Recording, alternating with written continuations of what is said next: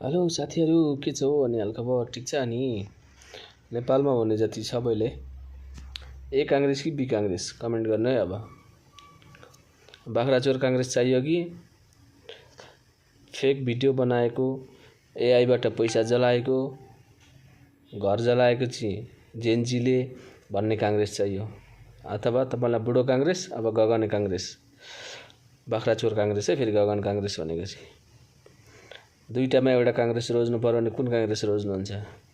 म चाहिँ दुईटै रोज्दिनँ है काङ्ग्रेस चाहिँ। तपाईँ कुन काङ्ग्रेस रोज्नुहुन्छ? ए र बीमा कमेन्ट गरिदिनु होला। ए काङ्ग्रेस बी काङ्ग्रेस होइन भने बाख्राचोर काङ्ग्रेस, अकुत सम्पत्ति घरभित्र जलाएको काङ्ग्रेस। तपाईँलाई कुन काङ्ग्रेस? अकुत सम्पत्ति कमाएर थुपारेर नेपालीहरूलाई बाध्यताले विदेश पठाउन बाध्य बनाउने शेरबहादुर देउवा जस्तो कुकुर काङ्ग्रेसको तपाईँ कमेन्ट गर्नुहोस्।